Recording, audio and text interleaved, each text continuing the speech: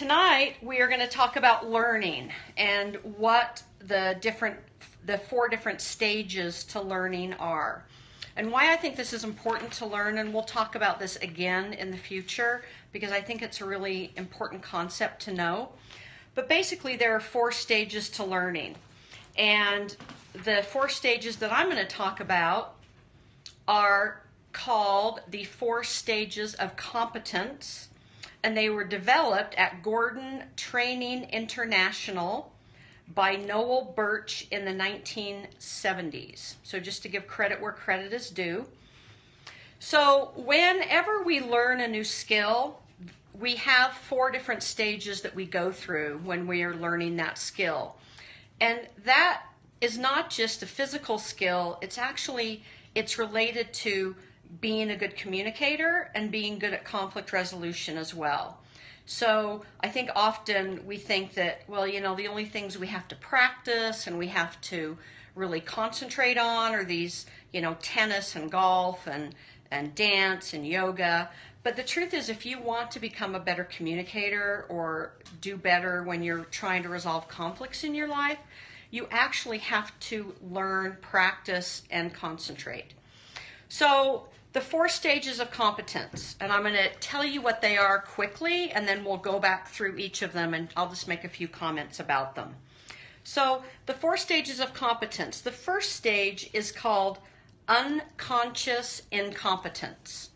And this is a stage where you are basically unconscious that you're incompetent. Better said, you don't know what you don't know. Second stage is conscious incompetence. In this stage, you basically know that you're incompetent, but you are still making mistakes and still kind of working it out. But at least at this stage, you understand that you do have some incompetence and you're now becoming conscious of it. Third stage is conscious competence, which is basically where you are demonstrating the new skill, but it still takes a lot of concentration to do it. And then the final stage, and what we want to strive for, is unconscious competence, which basically means that we are now competent and we've done it enough that it becomes kind of second nature to us. So just really quickly, unconscious incompetence.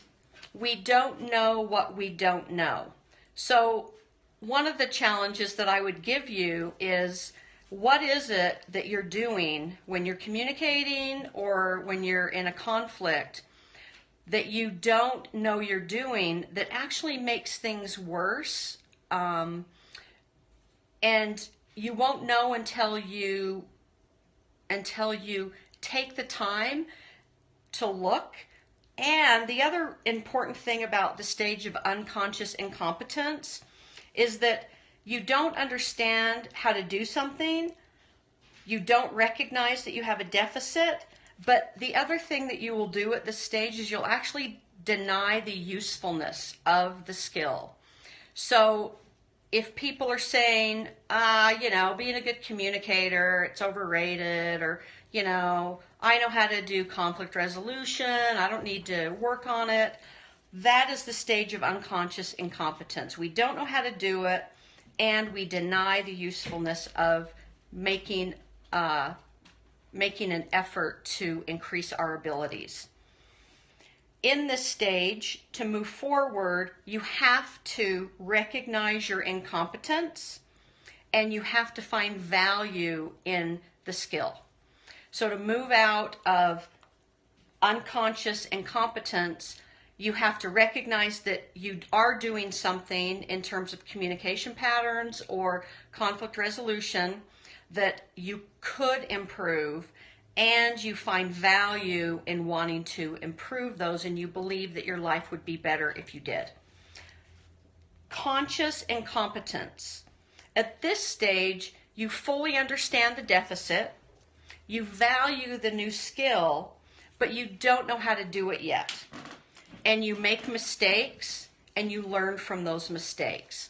So this is the stage where when I was golfing and I wanted to try to learn how to do a nice drive, I would go to the driving range and I would, hit the balls everywhere.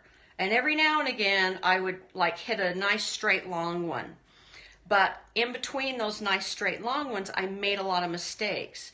And the goal in this stage is to learn by making mistakes. So when I would make a mistake, I would say to myself, so what did I do? Was my swing too fast? Was, whatever, try to break it down and say, what did I do and how can I do it differently? Third stage. Third stage is conscious competence. In this stage, you understand or know how to do the new task or skill.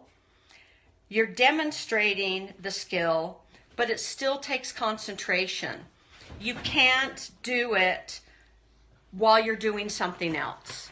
So in this stage, you know how to do it, you understand the value of it, but you have to concentrate when you're doing it, okay?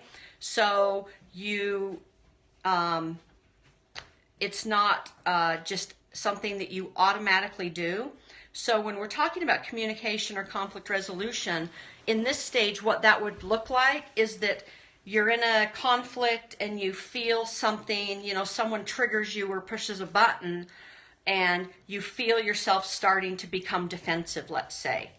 When you're in the stage of conscious competence, you would know that getting defensive is not helpful, but you would actually have to talk yourself through, okay, now wait a minute, deep breath, let me do this differently, I want to walk through this, and you'd actually have to be very conscious in the way that you would walk yourself through to try a new way of dealing with it. Finally, unconscious competence. Unconscious competence basically means that it is now a habit or it's second nature, that we do it automatically and we actually do it without a lot of thought and a lot of concentration. So that is definitely the goal, and that we can do it while we are doing another task. So it becomes, it becomes like tying your shoe, right? You can when you were little, you had to have help tying your shoe.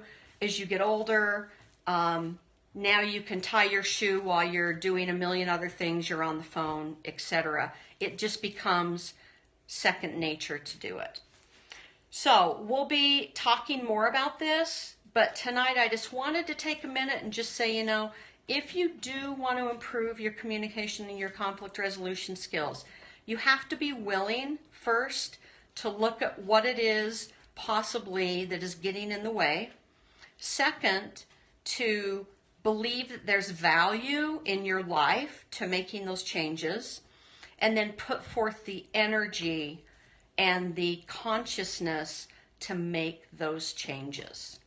So just